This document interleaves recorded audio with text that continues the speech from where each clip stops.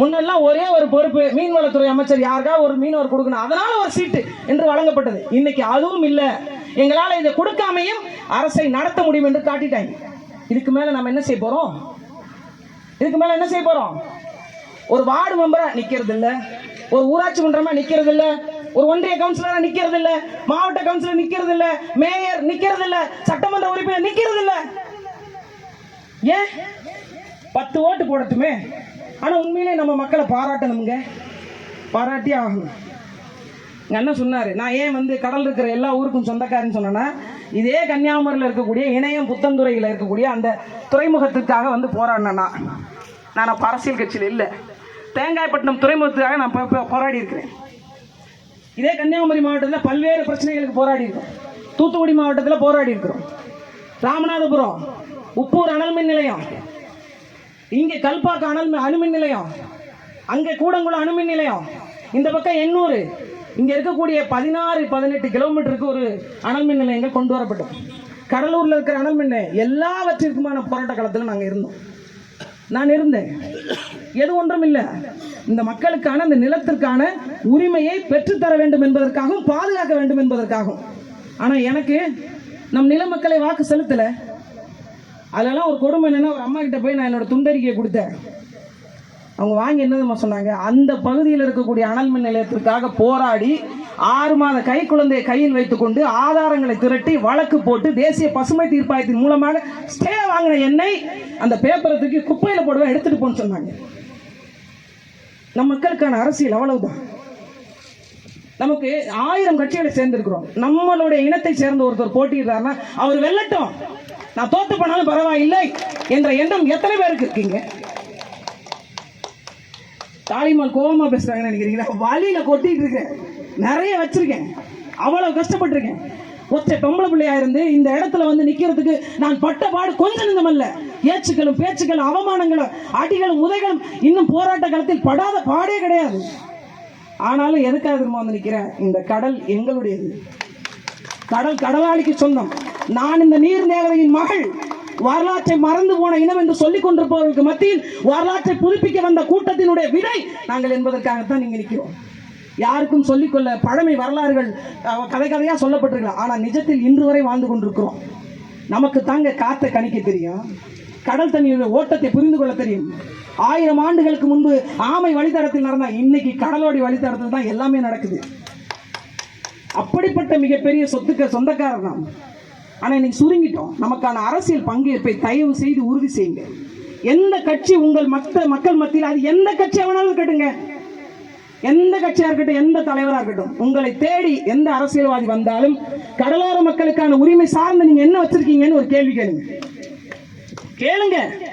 எங்கள் பகுதியில் இப்ப குறிப்பிட்டு நான் எல்லா தொகுதியிலையும் கேட்கல, ஒரு சில தொகுதிகளில் கடலோர மக்களுடைய வாக்கு அதிகபட்சமாக இருக்கு. அந்த தொகுதியாவது குறைஞ்சபட்சம் அவங்க நமக்கான பங்கேற்பை உறுதி செய்யறாங்களா? இப்போ என் ஊர்ல தான் கொடுக்குறாங்களா? அப்படி கிடையாது. தூத்துக்குடியில் கொடுக்குறாங்களா, திருச்செந்தூரில் கொடுக்குறாங்களா, திருப்பூரூரில் கொடுக்குறாங்களா, ஆர்கே நகரில் கொடுக்குறாங்களா, ராயபுரம் கொடுக்குறாங்களா, திருவெற்றியூர் கொடுக்குறாங்களா, கடலூர் கொடுக்குறாங்களா? இப்படி எல்லாவற்றையும் நாம் பார்க்கணும்.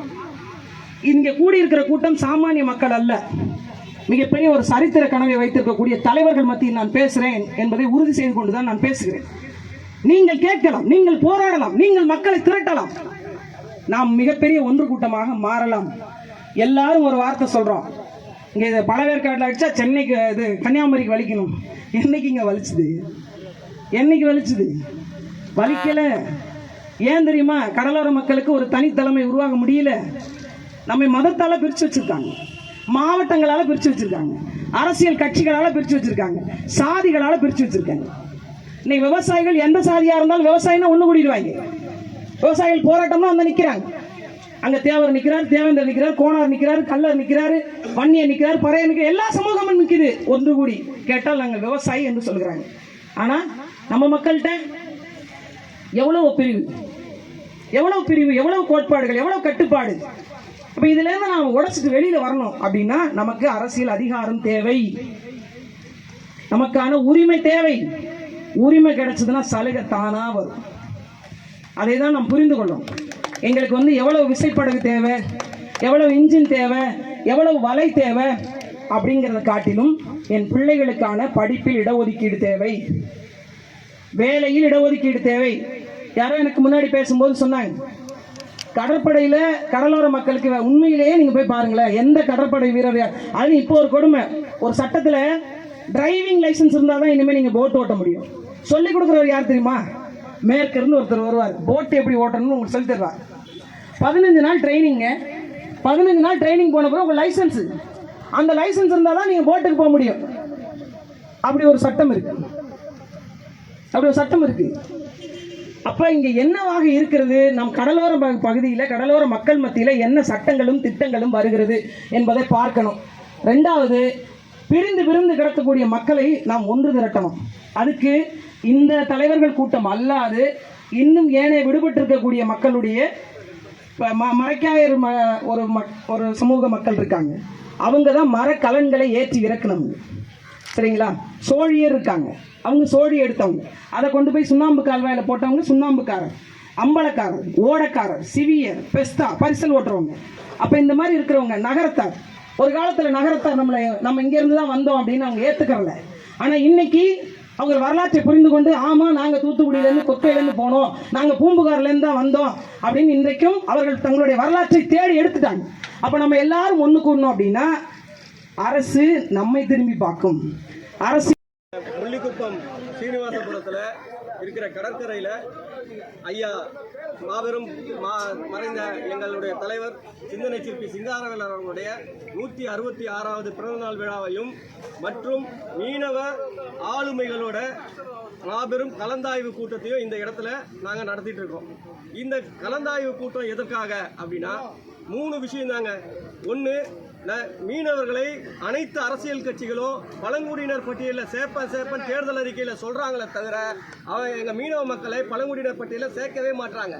எங்களோட உட்பிரிவுகளான 16 உட்பிரிவுகளையும் இணைத்து மீனவராக இணைத்து பழங்குடியினர் பட்டியலில் எஸ்டி பட்டியலில் சேர்க்கணும்.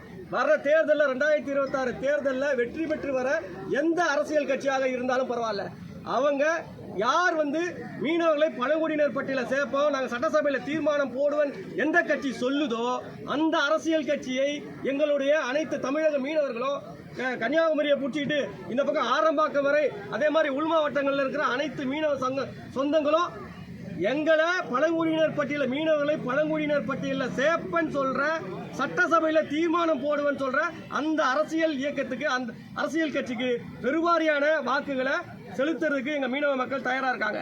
அதே போல 2வது கோரிக்கையான ஒவ்வொரு அரசியல் கட்சியிலையும் நீங்க பாத்தீங்கன்னா தமிழ்நாட்டில் இருக்கிற அரசியல் கட்சியா இருக்கட்டும், இல்ல அகில இந்திய அரசியல் கட்சியா இருக்கட்டும், எல்லாருமே மீனவர்களுக்கு ஒரு இருட்டடிப்பு செய்யற மாதிரியான விஷயம் தான் செஞ்சிட்டு இருக்காங்க. இருட்டடிப்பு தான் செஞ்சிட்டு இருக்காங்க. மீனவர்கள் 50 தொகுதிகளில் இன்னைக்கு தமிழ்நாட்டில் மிக பலமா இருக்காங்க. அந்த 50 தொகுதிகளோட வாக்குகள் உங்களுக்கு வேணும் அப்படின்னு நினைச்சீங்கன்னா உங்களுடைய கட்சிகளில் எங்களுக்கான பிரதிநிதித்துவம் யார் அதிகப்படியான சீட்டுகளை எங்க மீனவர்களுக்கு வழங்குறாங்களோ அதன் அடிப்படையில் எங்களுடைய வாக்குகளை நாங்க மீனவர்கள் பெரும்பான்மையா அந்த அரசியல் கட்சிக்கு போடுவதற்கு தயாரா இருக்காங்க. அதனால இன்னைக்கு ஆள்றதுக்கு அரசு ஆசைப்படுற எந்த கட்சியா இருக்கட்டும், அவங்க மீனவர்களுக்கு இன்னைக்கு கடற்கரை 15 கடற்கரை தொகுதிகளிலும் உள்நாட்டுகளை ஒரு 5 தொகுதிகளையும் சேர்த்து ஒரு 20 தொகுதியை எந்த அரசியல் கட்சி கொடுக்கறதுக்கு தயாரா இருக்கீங்க? ஏன்னா இன்னைக்கு 50 தொகுதியில நாங்க உங்களுக்கு வாக்கு போடுறதுக்கு தயாரா இருக்கோம். ஒட்டுமொத்தமா தமிழ்நாடு முழுக்க 38 மாவட்டங்களிலும் மீனவர்கள் இருந்தாலும் இந்த 50 தொகுதி நாங்க ஓட்டு போறவங்க தான் எம்எல்ஏவா போக முடியும். நாங்க இப்போ ஓட்டு போற அந்த 50 பேர் ஜெயிச்சு போனீங்கன்னா தான் உங்க கட்சி ஆளுங்கட்சியா உட்கார முடியும். இதை இந்த நேரத்தில் மனசுல வச்சுக்கிட்டு எங்க மீனவர்களுக்கு 20 சட்டசபை தொகுதிகளை இந்த வர 2026 தேர்தலில் எங்களுக்கு கொடுக்கணுன்றத இந்த நேரத்தில் நாங்கள் இதுவாக வைக்கிறோம், எங்களோட கோரிக்கையா வைக்கிறோம் எல்லா அரசியல் கட்சிகளுக்குமே. அதே போல 3வது கோரிக்கை என்னன்னா, கடல், ஆறு, ஏரி, குளம், குட்டை இங்கெல்லாம் பாத்தீங்கன்னா ஏகப்பட்ட திட்டங்களை கொண்டு வரீங்க. எங்க மக்களை அழிக்கிற மாதிரியான திட்டங்களை தொடர்ந்து கொண்டு வந்துட்டு இருக்கீங்க. அந்த திட்டங்களை கொண்டு வர்றதுக்கு முன்னால எங்களுடைய ஆறுகளிலோ ஏரிகளிலோ கொண்டு வரும்போது உள்நாட்டு மீனவ மக்கள் கிட்ட கருத்துக்களை கேட்கணும். அதே மாதிரி கடல் மற்றும் கடல்ல திட்டங்களையும் கடற்கரையில திட்டங்களை கொண்டு வரும்போது கடற்கரை மீனவர்களிடம் கருத்து கேட்காம எந்த திட்டத்தையுமே இங்க கொண்டு வரக்கூடாது.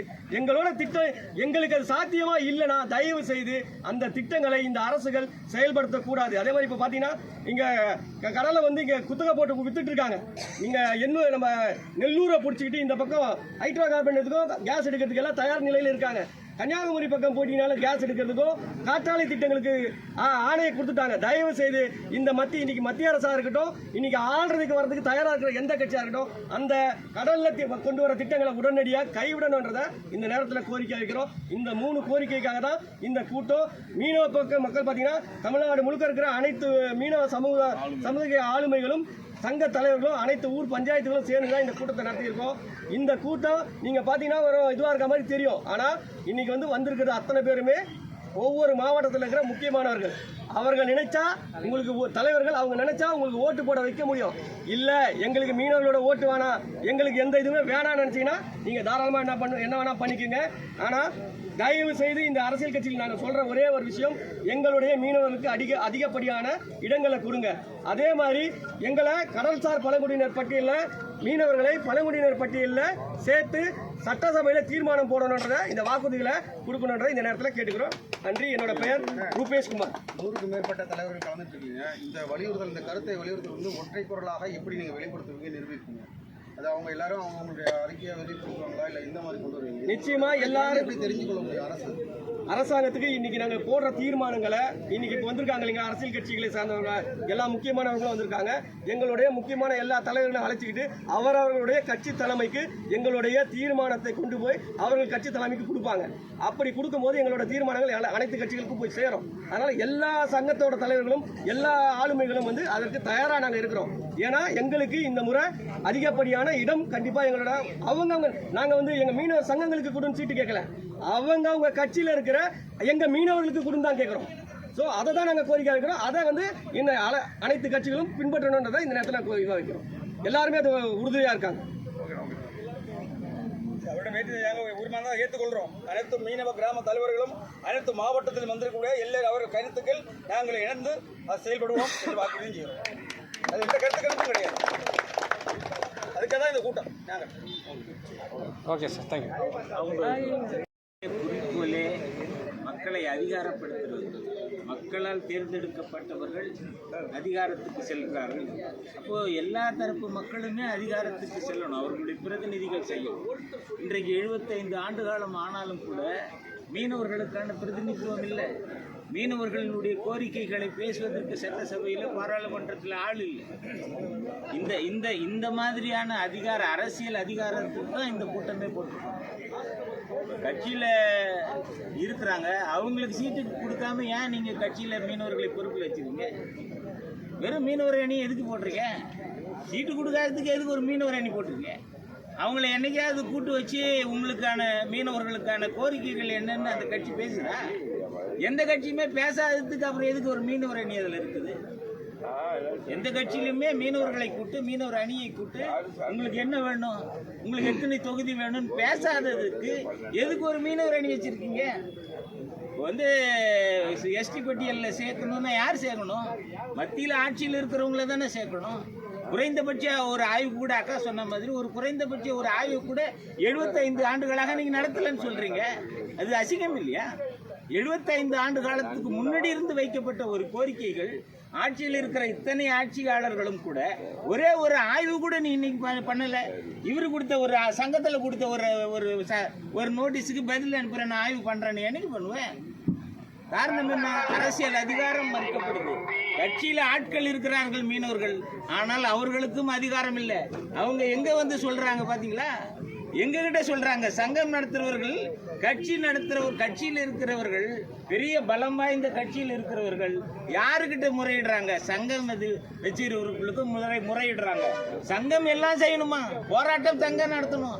எல்லா மக்களை 2 லட்சம் மக்களை கூட்டணும், போராட்டம் நடத்தணும், கோரிக்கைகள் வைக்கணும், மாநாடு போடணும், எல்லாம் சங்கம் போடணும். அப்புறம் எதுக்கு கட்சியில மீனவர்கள்? அவங்களுக்கு கட்சியில் இருக்கிற மீனவர்களையே அதிகாரப்படுத்துறதுக்கு ஒரு சாதாரண மீனவன் தேவைப்படுற சூழல் இன்னைக்கு இருக்கு. ஒழுங்கா அதாவது அரசியல என்ன இப்போ மேனிஃபெஸ்டோல என்ன சொல்லணும்ன்றத கூட எந்த கட்சியில் இருக்கிற மீனவர்களுக்கான குழுக்களுக்கு அதிகாரம் கொடுக்கப்படல. அவங்க என்ன சொல்றாங்களா, நாங்கெல்லாம் போராட்டம் நடத்தி அவங்க எங்களை கவனிச்சு அதுக்கப்புறம் அந்த கோரிக்கைகளை அவங்க மேனிஃபெஸ்டோல போடுவாங்களா? எவ்வளவு வேடிக்கைக்குரிய விஷயமா இருக்கு. அவர்களுக்கான மீனவர்களுக்கான அவர்களுக்கான அதிகாரம் என்ன? அவர்களுக்கான கோரிக்கைகள் என்ன அவங்க தானே வெளியிடணும். அந்த கட்சியில் இருக்கிற மீனவர்களுக்கு சீட்டு கொடுக்கறது அவர்கள் தானே செய்யணும். நாங்கள் பெரிய 2 லட்சம் 3 லட்சம் கூட்டத்தை கூட்டி அதுக்கப்புறம் நீங்கள் எங்கே வந்து பார்க்குற அவசியம் என்ன? 3 லட்சம் பேர் 10 லட்சம் பேரை கூட்டி போராட்டம் நடத்துகிறோம். எங்களுக்கு ஓட்டு போட்டு எங்களுக்கு ஜெயிச்சிக்க தெரியாதா? அப்புறம் எதுக்கு நீ மீனவர் அணி ஒன்று வச்சிருக்க? எதுக்கு மீனவர்களை கட்சியில் சேர்க்குற? எதுக்கு மீனவர்களுடைய ஓட்டை கேட்குற? அது புதுச்சேரியாக இருந்தாலும் தமிழகமாக இருந்தாலும் இதுதான் எங்களுடைய நிலைப்பாடு. பொதுவாக புதுச்சேரியில் ஒரு மீனவர்களுக்கான பிரச்சனைனா தமிழக மீனவர்கள் குரல் கொடுக்குறது, தமிழக மீனவர்களுடைய பிரச்சனை புதுச்சேரி மீனவர்கள் பேசுவதில்லை. இந்த வேறுபாடு ஒரு தவறான ஒரு சிந்தனை அது. அப்படி இல்லை, எல்லாரும் நாங்கள் கேட்போம். நாங்கள் கன்னியாகுமரியிலிருந்து ஸ்ரீலங்கன் தமிழ்லேருந்து எல்லா தமிழர்கள் எல்லா மீனவர்களுக்கும் நாங்கள் கேட்டுருந்தாங்க. மீனவர்கள் எந்த வடிவில் இருந்தாலும், அது வந்து உள்ள சேலத்தில் இருந்தாலும் கோயம்புத்தூரில் இருந்தாலும், அந்த மீனவர்களுடைய பிரச்சனைன்னு தெரிய வந்ததுன்னா நாங்கள் குரல் கொடுப்போம். எங்களுக்கு அதில் பாகுபாடெல்லாம் கிடையாது. ஒரே ஒரு விஷயம் நான் சொல்றேன். நீங்க கேட்டீங்க தமிழ்நாடு பாண்டிச்சேரியில் வாழக்கூடிய அனைத்து மீனவர்களும் இன்னைக்கு நாங்கள் ஒன்றாக தான் இருக்கிறோம். இல்ல நீங்க கேட்டீங்க, ஒரு கேள்வி கேட்டீங்க, பாண்டிச்சேரி மீனவர் குரல் கொடுக்கறதில்ல, தமிழ்நாடு மீனவர் குரல் கொடுக்கறதில்லன்னு சொல்லிட்டு. இந்த பிராந்திய பிரிவை உருவாக்குனது பத்திரிகையாளர்களும் அரசும் தான். கடற்கரையில் இருக்கிற மீனவர்கள்லாம் கரெக்டாக தான் இருக்கிறோம். தமிழக மீனவர்கள்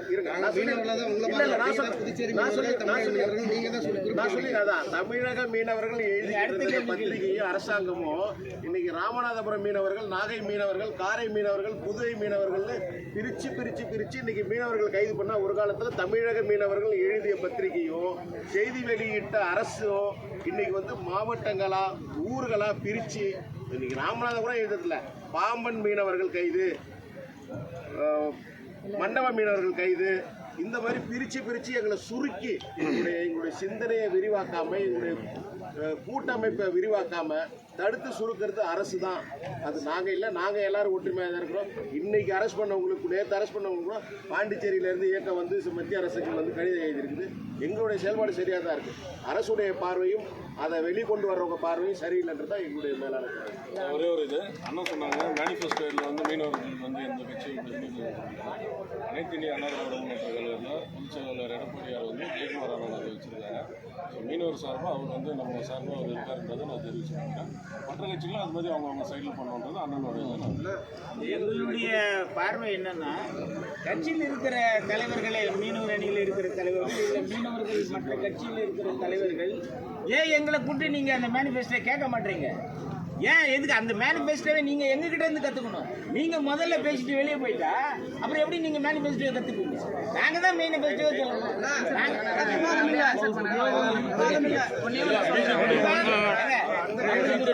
பேட்டி கொடுக்கறது மட்டும் இல்ல, நம்மளுக்கு பிரச்சனைகளை பேசுறதுன்றது நீங்க தெரிஞ்சுக்கணும். இங்க பாருங்க,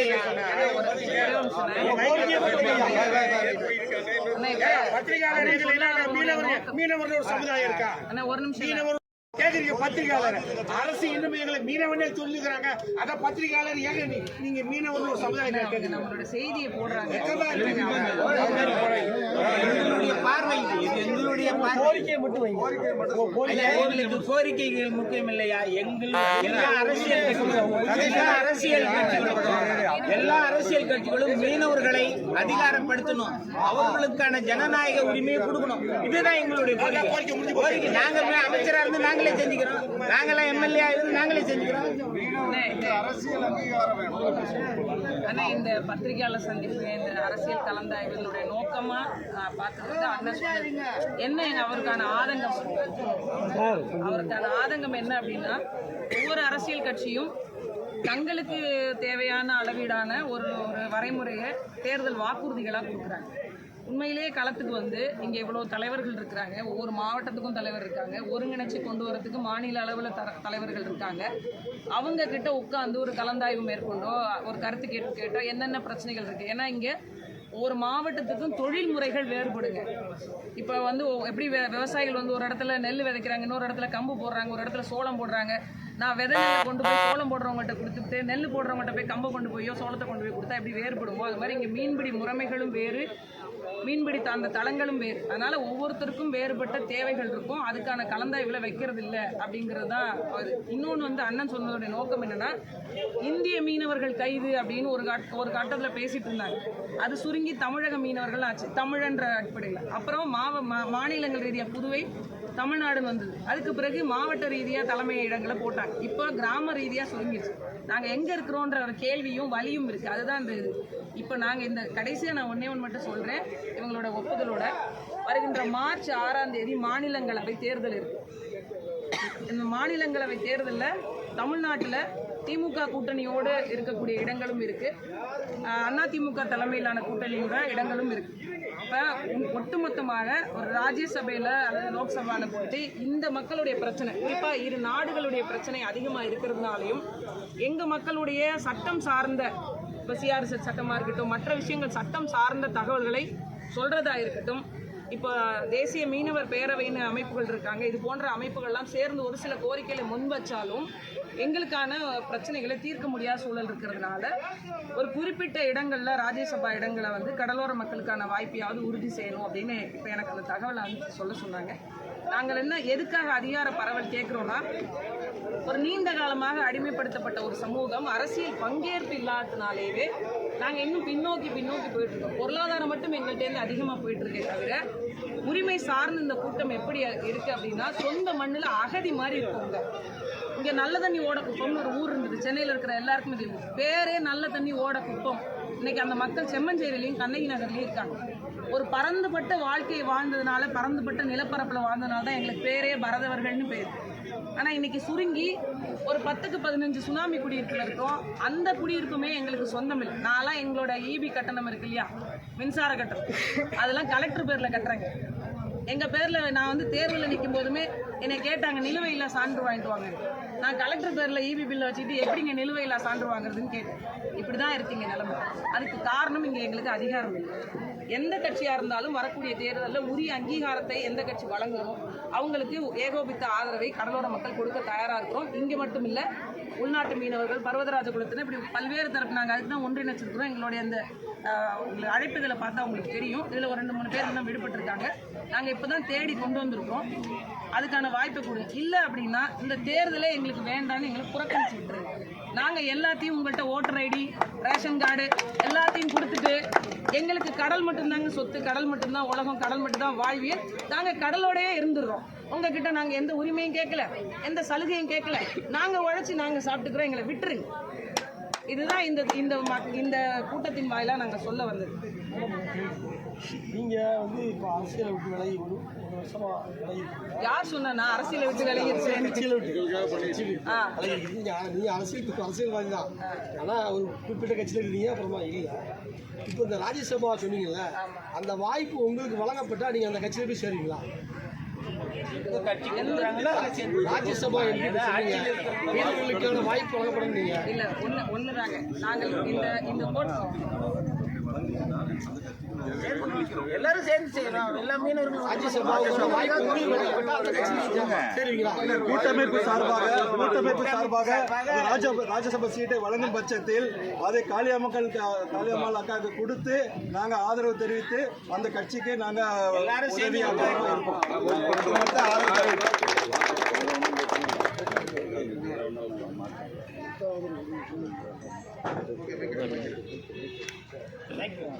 முடிந்து விட்டதா? நிகழ்ச்சியில்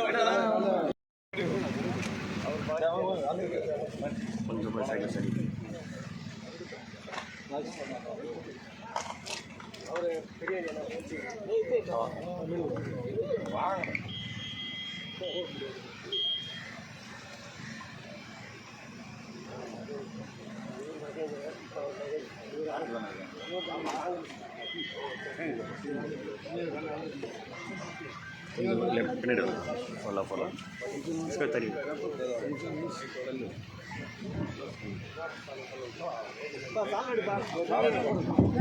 सर கொஞ்சம் பேக்கில் போயிடுங்க. கொஞ்சம் பின்னாடி இருக்கு, எல்லாம் கவர் ஆகும். யாருமே cover ஆகும். லைட்டாக மூவ் பண்ணிடுங்க சார் பின்னாடி. எல்லாம் பின்னாடி வந்துடலாம் சார் கொஞ்சம் அப்படியே லைட்டாக கொஞ்சம் இந்த பக்கம் வாங்க சார். வெளிச்சம் தெரியாது சார்.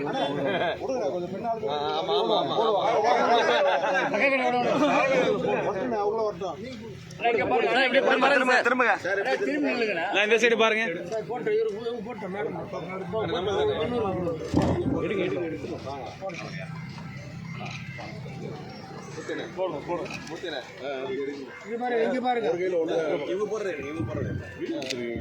இல்ல வீடியோ ஓ எடுத்தாச்சுமா.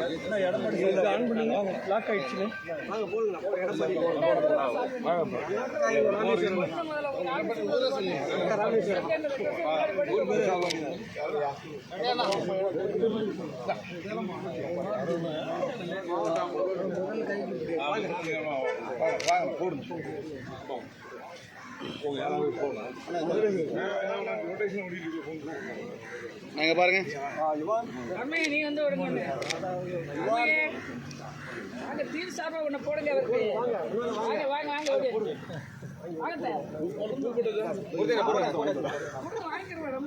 கொஞ்சம் போட்டோ லெஃப்ட்ல வந்துருங்க.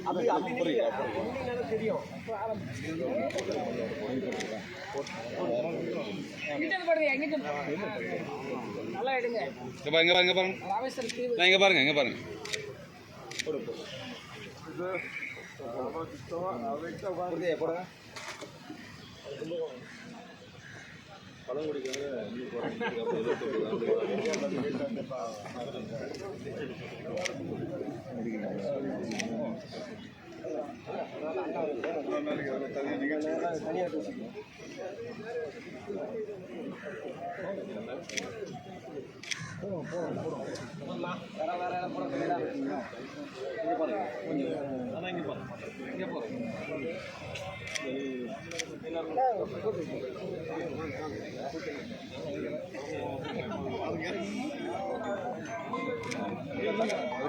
சால்வ் நீங்க போடலையா? இங்க பாருங்களேன், கேமரா பாருங்க சார். ஓகே